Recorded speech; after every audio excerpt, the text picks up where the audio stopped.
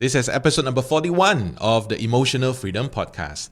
Now, in today's episode, I want to talk with you about something known as unconscious programming and why it is really not your fault. Now, what I mean is, have you ever find yourself doing things seemingly unconsciously, and usually those are actions that you later regretted? But when it was happening, it seems as if you were running on autopilot. So if you have, then stay tuned because I'm going to share with you what actually happened there and also share with you how or what you can do about it. So stay tuned.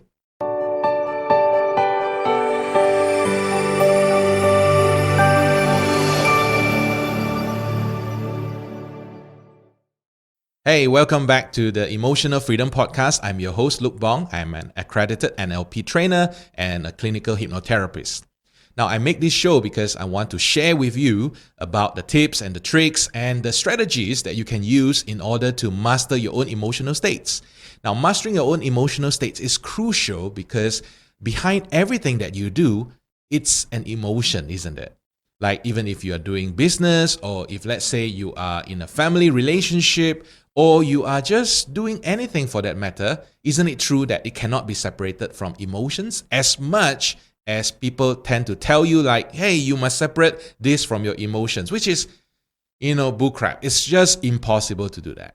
So that is why I make all this episode in the podcast, and this is episode number 41. So that means that if this is your first time joining us, I want to warmly welcome you. And also, you can go back to watch all the other episodes. You can watch it either on YouTube, on Facebook, or also listen to it on your favorite podcast player, like Apple Podcasts or Spotify or Google Podcasts, etc. Yeah.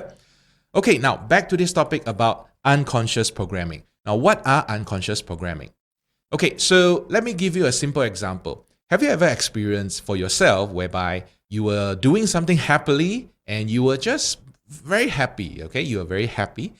And all of a sudden, maybe you heard a music or you heard a song or you overheard someone talking about certain things. And suddenly, it seems like just out of the blue, the happiness disappeared. And instead, it was replaced by melancholy. Or maybe depression, or maybe anger, or maybe jealousy, or maybe some painful memories from the past just come flooding back in. And before you know it, you got overcome by emotion. So what actually happened there? Well, in NLP, we call this as an anchor. Now, an anchor is basically a trigger. Now, think of it as like a light switch or a button, okay, that you can press it. So, for example, if you want to switch on the light, you just go and press the light switch, right? And the light comes on. So, in other words, there is a trigger there. And in our human psychology, these anchors are formed all the time as well. And these anchors are also known as triggers. So, that is why when you do something, all of a sudden, a certain emotion just comes flooding in, which was not there before. Now, that is because it has been triggered. It has been triggered by some external events. So, I give you another example. I have this client of mine who has difficulty falling asleep. And everywhere around his house, he would feel quite okay. But the moment he sits on his bed, that's when his heart begins to have palpitation. He begins to have a nervous attack. And, it's strange, right? Because the bed is a place for you to be really relaxed and sleep and get a good night rest. But for him, this trigger or the anchor, as I called it earlier, okay, has been created unconsciously so that anytime he tried to lie on the bed, instead of relaxing, he is overcome by anxiety. So, needless to say, this type of anchor or this type of trigger can lead to a lot of complications as well as problems in life.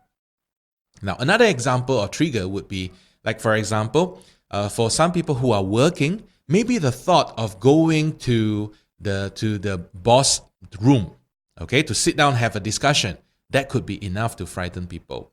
And maybe if you can remember this, I want you to think back to the time when you were asked to go to your principal's office.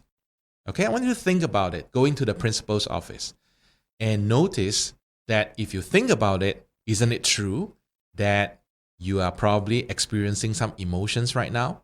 Now, for some people, it could be a happy emotion, maybe because the principal is your best friend. I don't know. Or for a lot of people, probably it can be a lot of uncomfortable and nervous feelings, right, associated with going to the principal's office. So this is an example of what I call as an unconscious programming. It's a trigger, it's an anchor. Now, there's just one type. There are other types of unconscious programming as well. A lot of adults, we have got all kinds of, I would say, funny ideas about reality, about how we should live life. Like, for example, there are some people who believes that only when I have money can I be truly happy. Now, that is an example of a programming as well, okay? Because for this person, you will find that if they have money, then they will feel happy. But there is also this possibility that when they have money, they will also not be happy because they will feel like, how can I have more? How can I have more? But the key here is, are we born with this type of thoughts or this type of thinking in our mind? Or what about, people whereby, they have this thinking of, don't waste a single drop of food. So if you have food there, but you can't eat it, you must force it in so that, why? Because there are some people out there around the world who has no food to eat and you are insulting them. As I'm sharing that story, I bet some of you who are listening to this, you'll probably recall someone's voice. And that's because those are programming that has already been put in your unconscious mind without you realizing it. And believe it or not, there are people who actually turn it into an art form. They turn it into a business. Like, for example, when you recall certain slogan, you'll probably be able to immediately or instantly remember this. Now, I'm going to sing a jingle. I'm going to sing part of a jingle. And if you are old enough, around my age, you probably instantly know what it is. But I think I can sing that jingle because this is a phone number that even if you call now, you just can't get it. All right? So are you ready? The jingle is 755-2525, 755-2525. All right? Now, like I said, if you're old enough, you have heard this one many, many years before. So what is the business that uses this phone number? Only applicable if you are listening in Malaysia. Pizza Hut, right? That's the old number that they have. And yet, it is still ingrained in us. So this unconscious programming, it's a real business. It's actually real serious. And there are a lot of people whose life is actually haywire because of this unconscious programming. Now, in this episode, I just want to tell you that if your life is affected by this unconscious programming and there are things that you are doing on autopilot and you have no idea why you are doing it, I want to tell you that it's not your fault that you have this unconscious programming. Most of this unconscious programming has been put in your mind without you realizing it. Sometimes it's just because there are some people who also have no idea what they are doing and they also have all kinds of unconscious programming in themselves and they say things without thinking, irresponsibly, and as a result, you are affected by it. So I don't blame you if you have this unconscious programming. But on the other hand, I think it is also my responsibility to tell you that it is your responsibility to rectify it. Okay, well, it's not your fault that you have it in the first place, but it is indeed your responsibility to overcome it or to heal from it or to just, live your life no longer or live your life free from the clutches of this unconscious programming. You see, the thing about unconscious programming is most of it happens during the time when we were between 0 and 7 years old. And guess who, or maybe I say it this way, who has the biggest influence during that time to put in all the unconscious programming? For majority of the people in the world, it is the parents. And the funny thing is, most of us receive this unconscious programming out of love. And that's the scary part. Because I'll give you one example. Here in Malaysia, there are some parents who are really fond of if their children don't behave themselves, they will immediately say, I will call the police to come and catch you. Or if there are children who just like to wander around in the dark and the parents are scared that they get lost, they will just say, don't go to dark places because that's where the ghosts are. And as a result of that, these children grow up with certain type of fear in them, which they don't even realize how did it ended up in them.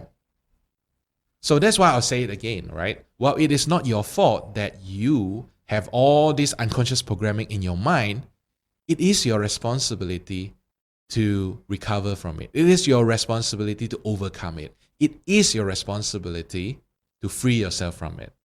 And that's where NLP comes in very handy. Now, you see, NLP, it's a practical psychology, and I like to call it as the user manual for the mind. You know, when mothers give birth to their children and the doctors come, after delivering the baby, I have never come across the doctor who will actually hand a user manual and says, "Ma'am, congratulations, all right, you have a beautiful baby there. Now, this is a user manual for your baby. Next time when your baby, starts to grow, this is how you should program your baby's mind. All right, make sure you don't say this, make sure you say that." I've never come across a user manual like that until I've learned NLP. So if you are experiencing like how you want to, if you really have identified that, hey, I think that's unconscious programming is wreaking havoc in my life, I would really encourage you to look up NLP. There are a lot of NLP practitioners, master practitioners, trainers, even like myself. Okay, so you can actually look them up, those closest to you, because they can help you. Okay, because we are trained to help people to clear up or to reprogram their unconscious programming. Okay, so if let's say you want to look me up, if you need my help, okay, just feel free to contact me at luke@lukebong.com. That's my email address, luke@lukebong.com. Or you can just come to my Facebook page, right, and send me a message and let's start the conversation. So, but I don't want to leave you hanging like that. So that's why I want to share with you what you can do when it comes to your own unconscious programming. Now, how does this unconscious programming or the anchor comes about? It is because of two things. And these two things, they happen simultaneously, so much so that your brain neurons, the cells of your brain cells, begin to make connection that, logically speaking, it doesn't make sense. Okay, I want to share with you this experiment by Dr. Ivan Pavlov many, many years ago. Now, this is a scientist who experimented with dogs as well as stimulus. And in the beginning stages of this experiment, Dr. Ivan Pavlov, he would just, bring food and feed the dog. So every time when the dog sees the food, the dog begins to salivate. And somewhere in the middle of the experiment, he begins to introduce a new stimulus, which is the bell. So every time when the food is served, the bell will also be rang. And it's done a few times. Eventually, just by ringing the bell alone, the dog begins to salivate automatically, even though the food is not there. Now, this is an example of how our brain can make linkages that has no logic at all. I mean, bell and salivating. I mean, what's the logic there? Other than the brain cells have already made a connection. So if your brain has already made a connection between A and B, even though it doesn't make sense at all, okay, you will believe that it is real. And that is a simple way of explaining what this unconscious programming is like. So what are the two things that usually happen? The first one will be anything. Okay, it can be anything. It can be like falling down, or it can be feeling happy, or it can be winning the lucky draw, whatever it is, okay? And the next thing will be a strong emotion. It has to be a strong emotion, because only when it is a strong emotion, when it comes together, that's when the anchor or the unconscious programming will be formed. So I'm sure that if you think about it, if you really think hard about it, if you try to trace it back, you'll probably be able to identify what are some of the things that you do without thinking today and how it actually started those days. All right, so once again, if you need any help when it comes to identifying this toxic programming or unconscious programming, and also how to overcome it, all right, do look for an NLP qualified trainer. Okay, and you can come to see me anytime, all right? Or you can contact me if you are not here in Malaysia.